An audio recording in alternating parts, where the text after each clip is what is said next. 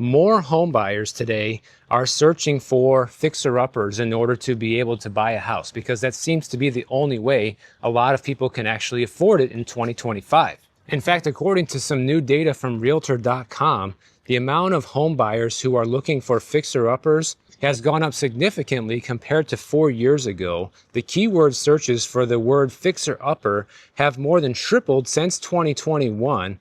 And even those listings are becoming harder to find because, like I just said, people who own these smaller homes that need a lot of work aren't really selling them because it's the only type of housing that they can afford. They can't afford to move into another house right now. So fixer-uppers now draw 52% more page views per property than similarly aged affordable listings. Think about that for a minute. And it's a desirable property for a few different reasons. One, it's usually the cheapest. First-time home buyers are looking for fixer-uppers because they're smaller, older homes that need a sizable amount of work. And home flippers and investors are interested in this because that's where the highest amount of profit can be had. So the median fixer-upper was priced at only $200,000 as of July of 2025, which is less than half of the median home price of $436,000. So that is a huge savings if you can find one, which is why so many people are looking for them right now. But just keep in mind, guys, it's not all that it's cracked up to be. Like, if you find a fixer-upper,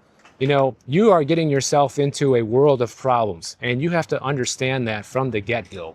You might think you're getting a deal because you're buying a house for half of what houses in the area are going for, but there's a reason the house costs half, okay? It's gonna cost you more money than you think to fix it up. It's going to take longer than you think, and it's going to be a lot more stressful and more difficult than you imagine. That's how all of these projects go. Unless you're a pro and you've done it hundreds of times before and you have a well-oiled team that can easily turn the house around for you, it is going to be nothing but an uphill battle. And I'm not saying this to discourage people from finding a fixer-upper and doing it themselves, because if you are handy, you can save a lot of money doing this. But just know that you're getting yourself into nothing but trouble. It's going to be a lot of headaches, and unless you enjoy doing that kind of thing, it's not for everybody. But if you are looking for a fixer-upper, they're typically more plentiful in areas where homes are older and there's less new construction. Places like Syracuse, New York,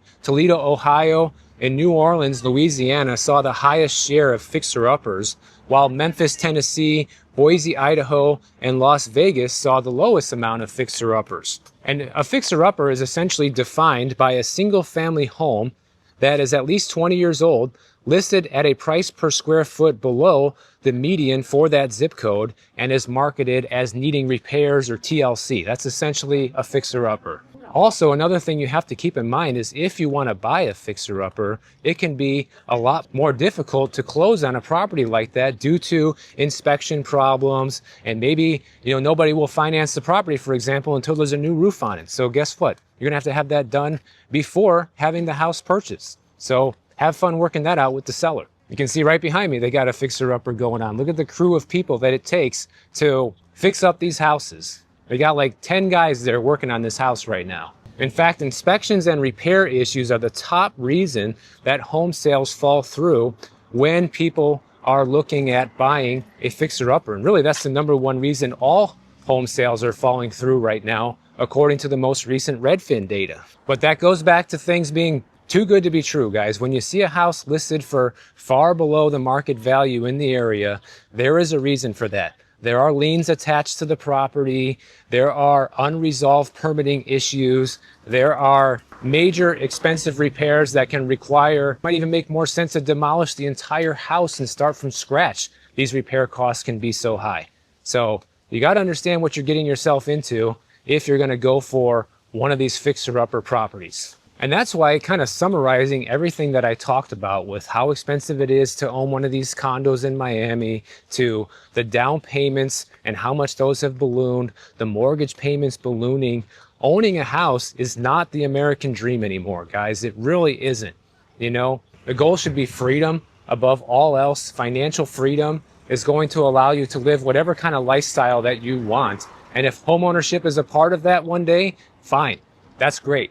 But it doesn't have to be, especially when you look at the cost of all of these properties.